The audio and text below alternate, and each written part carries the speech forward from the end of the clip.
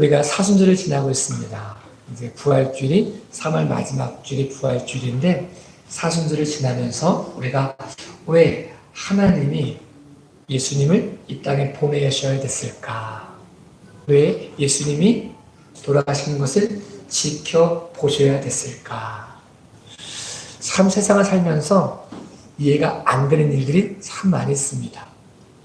전지하지 않거나 전능하지 않거나 또 사랑하지 않아서 내버려 뒀다 이러면 이해가 될 텐데 저는 알지 못하니까 그럴 수밖에 없었다라고 말하면 이해가 될 텐데 용납은 되지 않지만 이해는 될 텐데 전지하시고 전능하신 하나님이 사랑하신 하나님이 왜 예수 그리스도를 이 땅에 보내셔서 조롱당하는 것을 지켜보고 계셨고 핍박당하는 것을 지켜보고 계셨고 골고다 올라가는 것을 지켜보고 계셨고 십자가 돌아가시는 것을 지켜보셔야 했을까? 얼마나 힘들었는지 예수님이 엘리 엘리 라마 사박다니 나의 하나님 어찌 나를 보내셨습니까? 라고 탄식할 만큼 그 죽어가는 모습을 지켜볼 수 없어서 외면하셔야 됐을까? 이해가 잘 안 되잖아요. 전지하지 않다면, 전능하지 않다면, 사랑하지 않으신다면 이해가 될 텐데 그럴 수 있겠지. 모르니까 그렇겠지. 능력이 없으니까 지켜볼 수밖에 없었겠지.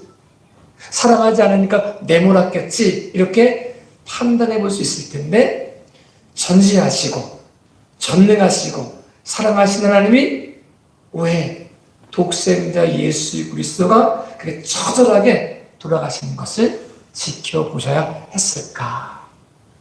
참 이게 고민이었습니다. 인생을 살아가면서 이해할 수 없는 일을 많이 겪을 때 왜 하나님이 전지하신데 전능하신데 사랑하시는데 왜 내버려 두셨을까? 왜 죽도록 왜 내버려 두셨을까? 왜 억울하도록 내버려 두셨을까? 참 이게 저 밑에서부터 묻어는 뒀는데 사라지지 않는 그 의문점들이 사실 있었습니다. 그냥 믿어주는 척했지. 근데 이 사순절을 지나면서 이 말씀을 준비하면서 참 저에게 해답처럼 와닿은 모습이 반전의 능력이 있기에 이거였습니다. 돌아가시는 것을 지켜보시는 하나님이 죽음으로 끝났다면 전지하기 때문에 전능하기 때문에 죽지 않게 만드셨어야 됐습니다. 조롱하는 사람들, 십자가 못 박는 사람들 그렇게 못하도록 막으시고 하나님의 권능을 보여주셔야 됐습니다.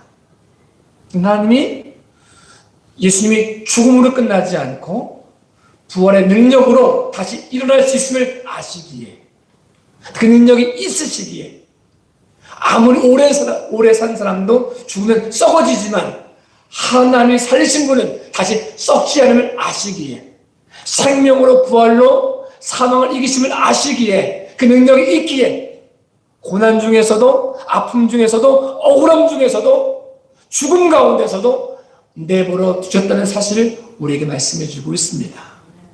능력이 없는 사람이 내버려 두면 문제가 되겠죠. 그 없는 거로 끝나니까 반전의 능력이 있는 하나님이 죽은 자를 살리시는 하나님이 가장 좋은 것을 허락하신 하나님의 능력이 있기에 수치와 조롱과 침뱉음과 고난을 다 당하고도 처절하게 돌아가심에도 불구하고 내버려 두셨다는 사실을 우리에게 말씀해 주고 있습니다. 이 장면만 보면 너무 억울하잖아요. 하나님 왜 그러셨을까요? 왜 전지하시고 전능하시고 사랑하시는데 왜 내버려 두셨을까요? 왜 억울하잖아요. 나쁜 일 한 것도 아니고 이 땅에 사람을 위해 왔는데 도리어 조롱당하고 핍박당하고 죽기까지 하는 그 모습이 얼마나 억울하셨을까요? 근데 요 단면 보면 이해가 안 되지만 그 장면 뒤에 것을 보았더니 하나님이 억울함으로 끝내지 않으시고 죽음으로 끝내지 않으시고 조롱당함으로 끝내지 않으시고 그를 죽은 자 가운데 살리셔서 부활의 능력으로 사망을 이기신다는 사실을 보여주고 있습니다. 우리가 인생을 살면서 이해가 되지 않는 부분들이 있습니다. 그 상황 보면 이해가 안 됩니다.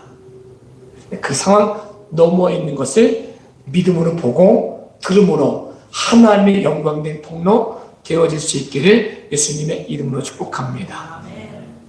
예수님은 죽은 자도 살리실 수 있고 병든 자도 살리실 수 있고 고칠 수 있고 물 위를 걷기도 하시고 여러 가지 모습들을 가지고 계셨던 하나님의 아들이셨고 하나님이셨습니다.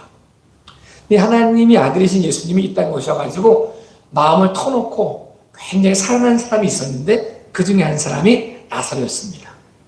그 누이가 마르다와 마리아였습니다. 마리아는 우리가 잘 알고 있는 것처럼 향이 옥합을 깨고 머리에 붓고 자기 눈물로 발을 씻고 머리털을 닦았던, 그래서 그 행한 일이 복음에 증거되는 곳에 이 일이 증거될 거라고 말했던 굉장히 친밀한 관계를 가지고 있었던 사람이 마리아였고 마르다였고 나사로였습니다. 근데 이 화목하게 살 수 있는 가정 속에 나사로가 병들어 죽게 되었습니다.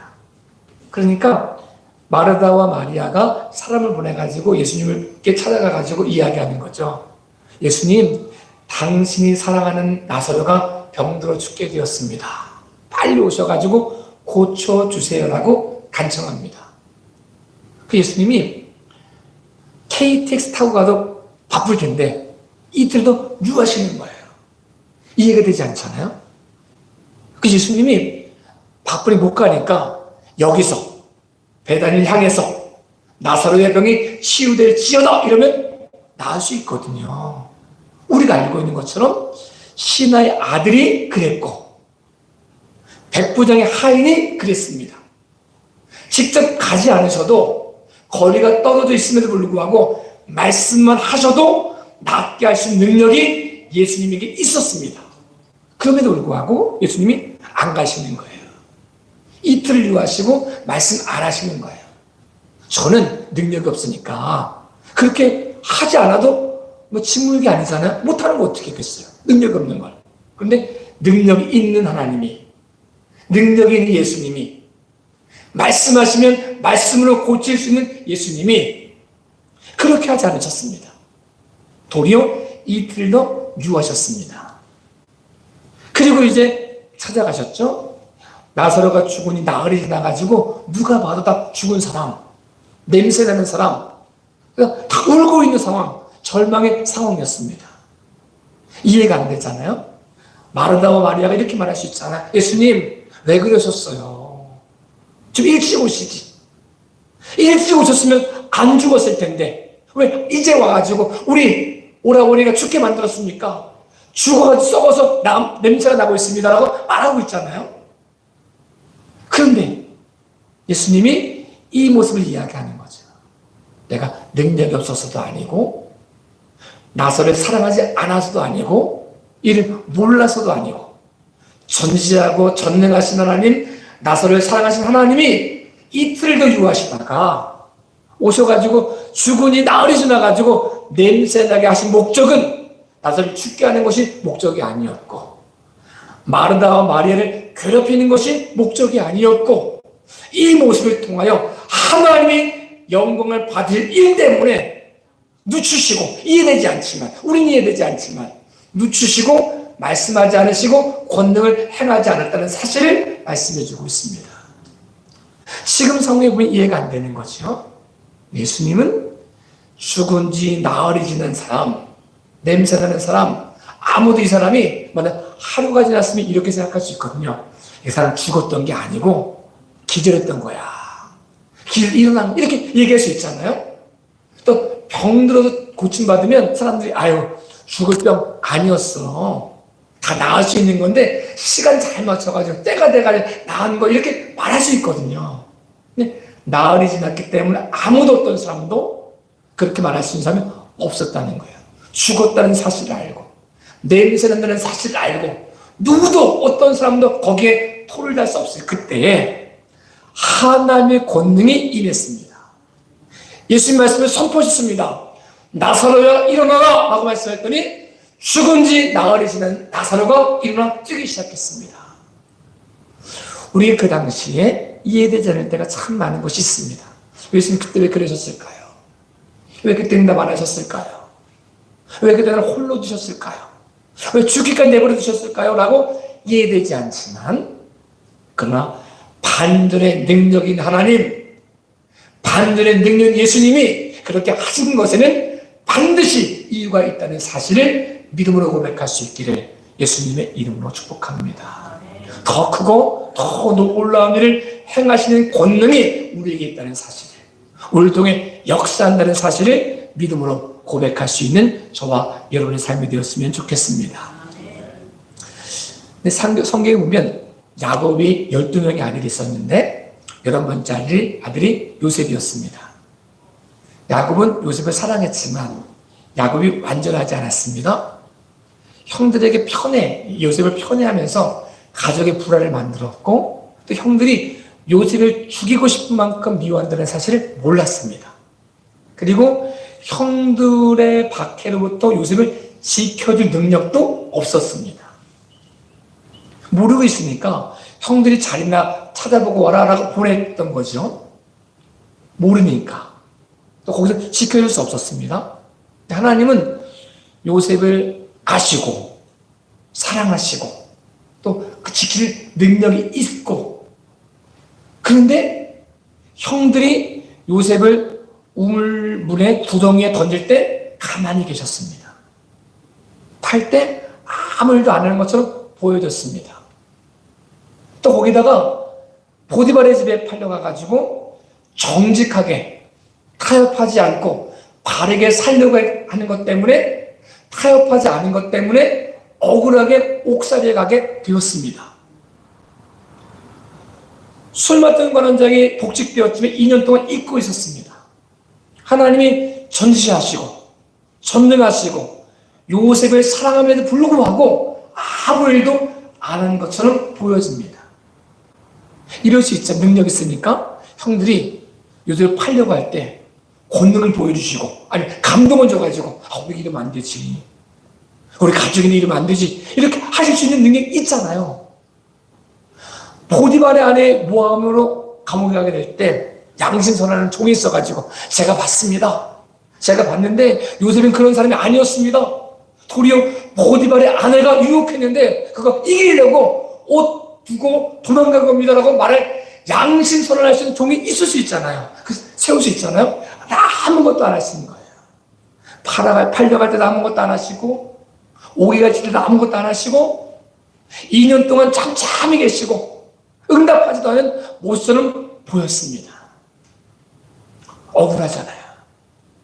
내가 잘못된 길에 가다가 감옥에 가면 그래도 인과응보지, 내가 잘못해서 이렇지, 이렇게 마음의 위로는 될 수 있는데, 믿음 생활 하려고 하는데, 바르게 살려고 하는데, 악과 타협하지 않으려고 하는데 그것 때문에 오해가 친다. 억울하잖아요. 이게 억울한 모습, 왜 그랬습니까? 라고 물을 수 있는 그 모습이 언제 해결됐느냐?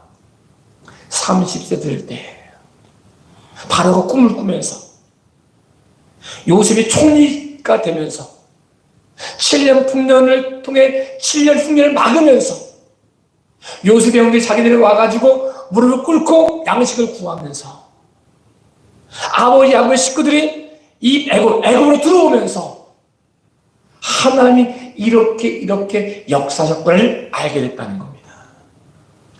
아무것도 일한다고 생각했는데, 나 혼자 억울하다고 생각했는데, 하나님을 자만히 지켜보고 있다고 생각했는데 그게 아니었습니다. 보이지 않았지만 하나님이 차근차근 한시의 오차도 없이 일하고 계셨다는 사실을 비로소 알게 되었습니다. 우리가 안 보고 있다고 일 안 하는 게 아닙니다. 내가 알지 못한다고 하나님이 가만히 계신 게 아닙니다. 우리가 억울하다 할지라도 이 모든 과정 속에 역사하신 분이 우리가 믿고 있는 하나님이심을 믿음으로 고백할 수 있기를 예수님의 이름으로 축복합니다.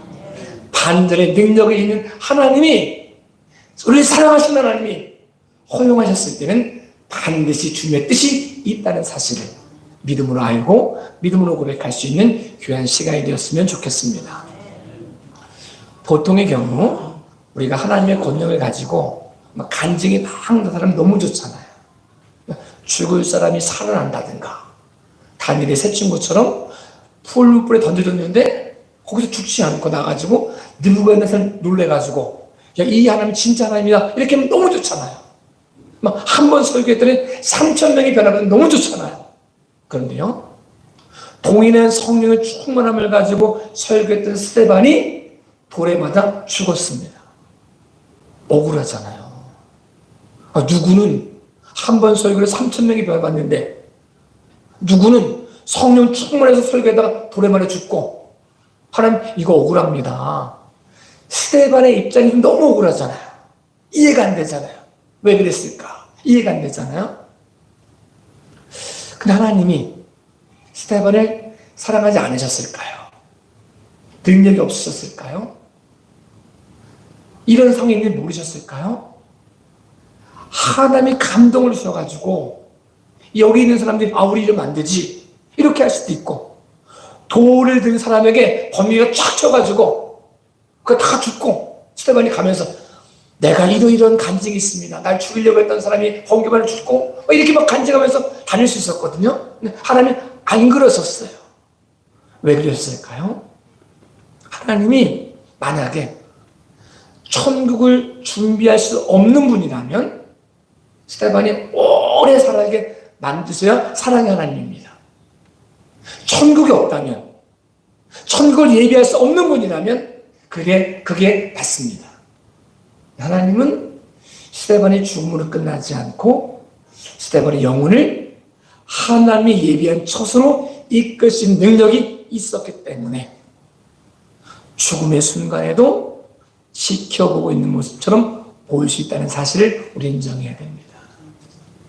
하나님은 우리의 가장 좋은 것을 허락하실 수 있는 능력이 있는 분이십니다.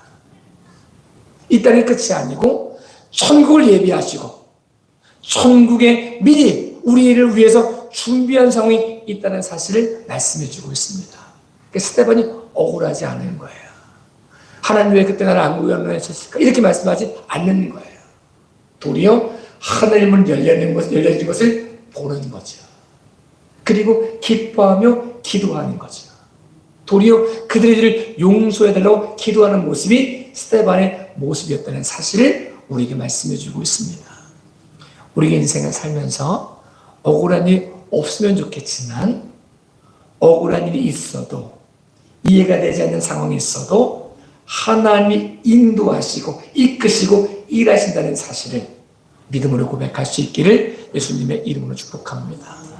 이 모든 모습이 도리어 반전의 역사가 나타난다는 사실을 믿음으로 고백할 수 있기를 예수님의 이름으로 축복합니다. 작가 미상의 시가 있습니다. 너무 잘 알고 있는 시 중에 모래 위에 발자국이라는 시가 있습니다. 근데 한 사람이 꿈을 꾼 거예요. 꿈을 꿨는데 자기가 걸어왔던 길이 모래 위에 발자국 저녁에 쫙 보이는 거예요. 근데 보니까 발자국 2개씩 있는 거예요. 하나님 나와 함께 하셨구나 알게 했다는 거죠. 근데 이렇게 쭉 걸어가다가 어디부터 어디까지는 발자국이 하나씩밖에 안 나 있는 거예요. 그때를 보니까 자기 인생 속에 가장 힘들고 어려운 시기였다는 거죠. 물어봤다는 거예요. 하나님 원망 섞인 목소리로, 하나님 그때 왜 나 혼자 두셨어요? 왜 발자국 2발자국이 아니라 왜 나 혼자 걷게 하셨어요? 나를 왜 고아처럼 내버려 두셨어요? 내가 그때 가장 힘들었을 텐데, 내가 가장 힘들고 어려울 때 왜 나를 모른 척 했어요? 라고 물었더니 소리가 들렸다는 거예요. 발자국을 자세히 보아라. 보았더니 자기 발자국이 아니라는 거예요.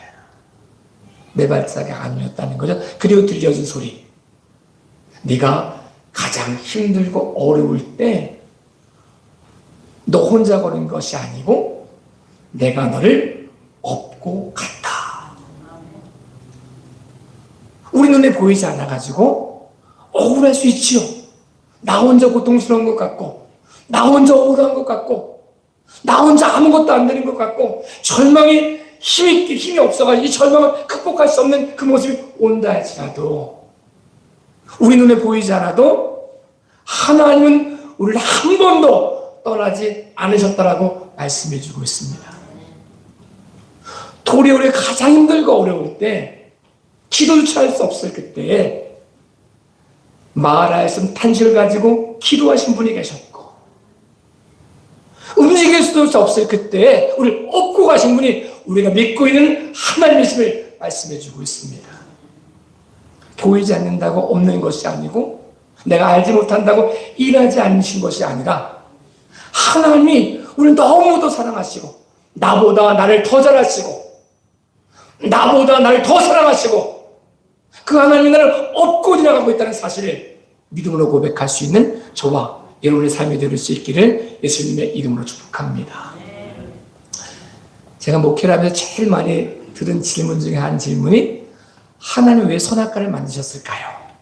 이거나 왜 선악과를 먹을 때 가만히 지켜보고 계셨을까요? 이겁니다. 제가 만든 게 아니니까 제가 답을 하는 게 맞을지는 모르겠지만, 근데 그런 마음이 드는 거예요. 선악과는 사람이 피조물임을 알게 하시고, 피조물은 태어나면 죽음이 오게 되어져 있거든요. 시작에서 끝이 있거든요. 피조물이 영원히 살기 위해서는 창조주 안에 거야 살거든요. 그래서 영원히 살게 하시려고 선악과를 동산 중앙에 가장 잘 보이는 곳에 심어 놓으셨습니다. 내가 피조물이지, 나 혼자 있으면 죽음이 오지, 영원하신 하나님 앞에 거해야 되지, 이거 알게 하시려고. 사랑의 표현이었습니다. 선악과는 우리를 죄짓게 하기 위해서가 아니라, 고통을 주게 하기 위해서가 아니라, 우리를 실망시키기 위해서가 아니라, 우리를 살리기 위한 하나님의 사랑의 표징이 선악과입니다. 그럼 하나님이 전지하고 전능하신 하나님이 하와가 선악과를 다 따먹으려고 할 때 쫙 등장하셔서, 내 그럴 줄 알았다. 누가 이거 먹으래? 이걸 못 먹겠으면 얼마나 좋았겠습니까? 라고 물어요. 근데 만약에 그러면요, 사람에게는 자유의지가 아무것도 없어요. 여러분, 요즘에 사생활 침해 많이 있는데, 저희 집에 누가 CCTV 놓고 감시한다고 생각해봐요. 목사님 뭐 하시나? 오늘 몇 시에 일어나셨나? 밥은 뭐 먹나? 못 살잖아요. 하나님이 하와가 따먹음에도 불구하고, 아심에도 불구하고 나타나가지고 짱! 이렇게 말씀하지 않은 이유는 하와를 존중하는 거죠. 존중하시고 사랑하시고. 그걸 끝나지 않습니다. 만약에 하와와 아담이 선악과를 먹으면 죽음으로 끝났다면, 그러면 하나님이 나타나셨어야 돼요. 죽음이 끝났다면. 그런데요, 하나님은 그렇게 하지 않으셨습니다. 왜냐하면 사단은 선악과를 따먹으면서 아담과 하와가 죽음으로 끝날 줄 알았어요. 근데 하나님은 여인의 후손을 준비해 주셨습니다. 죽음으로 끝나지 않고, 내가 너를 살릴 수만 있다면, 아담 너를 살릴 수만 있다면, 내가 독생자를 주기까지 아깝지 않다. 하늘보다 벌어도 아깝지 않다. 내가 모든 걸 주고 너를 살릴 수만 있다면 내가 아깝지 않다라고 하는 하나님의 사랑이 녹아져 있기 때문에 지켜보고 계셨습니다. 죄를 짓나 안 짓나 이게 아니라, 내가 너를 살리기 위해서는 모든 것을 버릴 준비가 되어져 있다. 내가 너를 얼마나 사랑하는 줄 아니? 독생자 예수님을 주기까지 사랑한다. 네가 살 수만 있다면, 네가 돌이키기만 한다면, 회개하기만 한다면 언제든지 믿음의 길은 열려져 있다. 생명의 길은 열려져 있다. 내가 이 길을 준비하고 있다. 라고 말씀하고 있습니다. 저희 여러분에게도 하나님의 사랑의 역사가 우리 죄를 짓는 모습이 아니라, 도리어 죄를 이길 수 있는 믿음의 귀한 시간 되어질 수 있기를 예수님의 이름으로 축복합니다. 나보다 나를 더 사랑하시는 하나님, 내가 억울해하는 것보다 더 억울해하시는 하나님이 우리가 믿고 있는 하나님이십니다. 내가 누구 빼앗겼다 생각해서 막 울고 슬퍼하지만 나보다 더 슬퍼하신 분이 우리가 믿고 있는 하나님이십니다. 이 하나님이 우리 가장 좋은 것을 주시기 위해서 다 하늘 보좌를 버리시고 낮고 저런 인간으로 오셨고, 조롱당하시고 침뱉침을 당해도 참고 인내하시고 십자가 달려 들어가는 그 억울한 순간 속에서도 아무 말씀 없이 양처럼, 잠잠한 양처럼 묵묵히 순종했다는 사실을 말씀해 주고 있습니다. 우리 사랑하신 하나님은 전지하고 전능하신 하나님이십니다. 우리 가장 좋은 것으로 인도하시는 하나님이십니다. 반전의 능력이 있는 하나님, 슬픔을 변화시켜 기쁨 되어지게 하신 하나님, 절망을 변화시켜 참 소망을 주는 하나님이 우리가 믿고 있는 하나님입니다. 어떤 순간에도 낙심하고 절망함으로 끝나지 않고 반전의 능력이 있는 하나님 안에서 참된 생명을 고백할 수 있기를 예수님의 이름으로 축복합니다. 부활을 기다리는 우리, 사순절에 지는 우리 속에 반전을 준비하신 하나님의 영광이 우리 삶 가운데 나타날 수 있기를 예수님의 이름으로 축복합니다. 기도하겠습니다. 전능하신 아버지 하나님, 우리 한 사람 한 사람 사랑해 주심을 감사합니다.